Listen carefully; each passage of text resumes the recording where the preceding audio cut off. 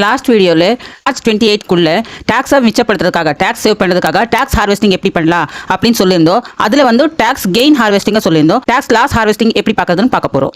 யூஸ்வலாக நாங்கள் என்ன பண்ணுவோம்னா, ப்ராஃபிட் பண்ணியிருக்கோம்னா அந்த ப்ராஃபிட்டை புக் பண்ணுவோம். அதுக்கு டேக்ஸ் கட்டணுமா கட்டக்கூடாது, அதை வந்து டேக்ஸை நாங்கள் எப்படி சேவ் பண்ணுறதுங்கிறத பற்றி மட்டும்தான் நாங்கள் யோசிக்கிறோம்.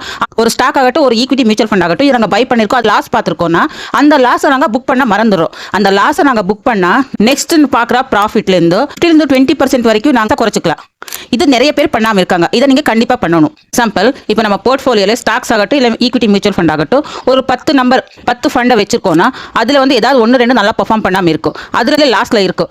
அந்த மாதிரி இருக்கிறத வந்து நாங்கள் லாஸ் புக் பண்ணணும். ஃபார் எக்ஸாம்பிள், ஒரு 1 லேக்கான ஸ்டாக் ஆகட்டும் ஈக்விட்டி மியூச்சுவல் ஃபண்ட் ஆகட்டும், உங்களுக்கு இப்போ லாஸ்ட்டில் இருக்கும், ஒரு 20,000 லாஸ்ட்டில் இருக்கும், 80,000 தான் இருக்கும். 20,000 அந்த லாஸை வந்து நீங்கள் புக் பண்ணீங்கன்னா 20,000 லாஸ்ட்டில் இருக்கிற மியூச்சுவல் ஃபண்ட் ஆகட்டும் ஸ்டாக் ஆகட்டும் நீங்கள் இன்னைக்கு செல் பண்ணிட்டோ, அதாவது மார்ச் 28க்குள்ளே நீங்கள் செல் பண்ணிட்டோ, நெக்ஸ்ட் டேவோ இல்லைனா ஏப்ரல் மந்த்லியோ நீங்கள் அதே ஸ்டாக் ஆகட்டும் இல்லை அதே மியூச்சுவல் ஃபண்ட் ஆகட்டும் நீங்கள் பை பண்ணீங்கன்னா உங்களுக்கு கம்மி ப்ரைஸுக்கு கிடைக்க போதும்.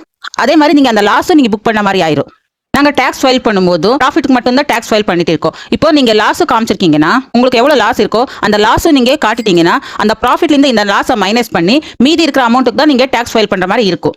ஸோ இதை யூஸ் பண்ணி நீங்கள் மினிமம் 15-20% நீங்கள் டேக்ஸ் அமௌண்ட்டை ரெடியூஸ் பண்ணிக்கலாம். இதை ப்ராப்பராக தெரிஞ்சுக்கிட்டு பண்ணுங்கள். ப்ராஃபிட் ஆனால் மட்டும் புக் பண்ணுறதில்ல, லாஸ் ஆனாலும் புக் பண்ணுங்கள்.